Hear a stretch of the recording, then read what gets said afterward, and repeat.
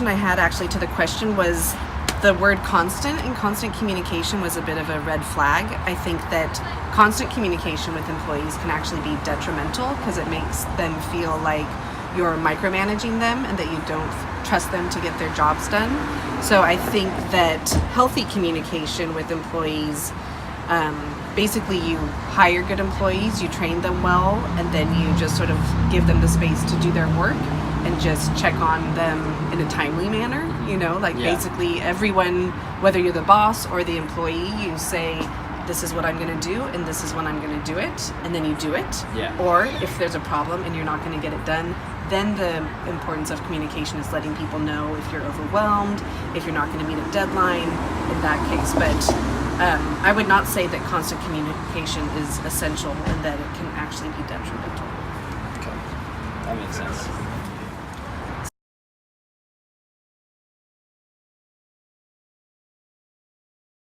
So here I think communication does play an essential role. You can't address issues or affect change if you don't have good communication. I think sort of the underlying key to good communication is that you have to trust the people that you're working with, and that's 360 degrees. So I think that it's important to, if you have to implement changes or if you're addressing an issue, it's always good to sort of have good conversations with the people that are working with you, just so that you know if they're uncomfortable with any of the changes, know what their concerns are. It doesn't necessarily mean that you're going to be able to address all of their concerns, but at least you need to make sure that they feel like they've been heard.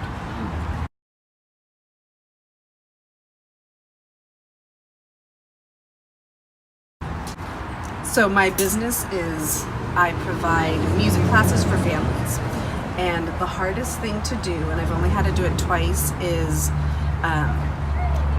safety is the priority in our classes more than anything else. And sometimes you have kids, they're just being kids, but some kids are a little more active than others. And if they're far beyond sort of what's acceptable in the class, then a couple times I've actually had to have families leave the program, and that is not fun at all because you're basically telling a parent that their kid is a troublemaker, so much so that they have to leave the program. So how I've approached it is I've tried to be very clear that I don't think that their kids are bad kids. I think they're just being kids in their own way. And usually whenever I have to do something difficult, I always leave an option for them to come back at a later date. So I actually just had to do this a couple weeks ago, so it's fresh in my mind. I basically, made it clear with them that I'm not saying they can never come back, but that maybe, he just needs another 6 months of getting, the difference between a 2-year-old and a 2.5-year-old or 2.5 and 3 is big. They have a lot more self-control.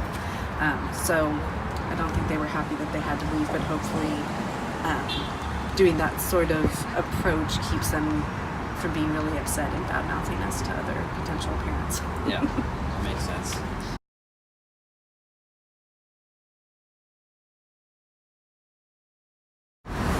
I found that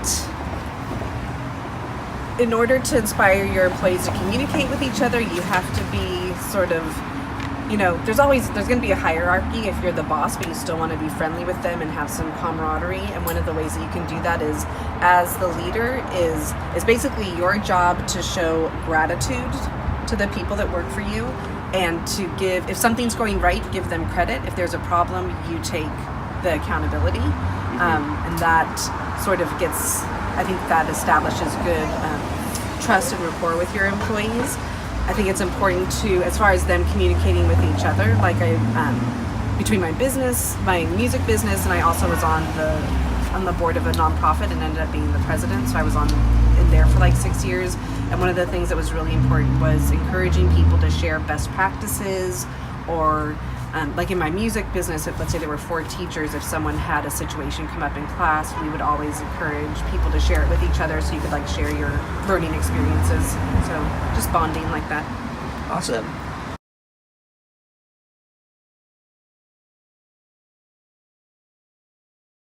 Knowing you can't make everyone happy.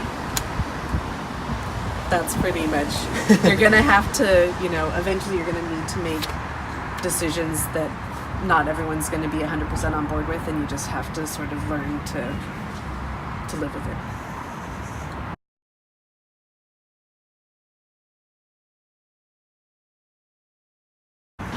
Creativity is important when it comes to solving the problems.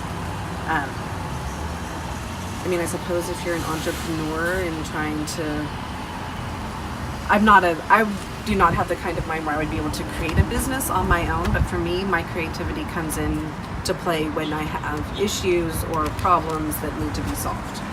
Gotcha. Awesome.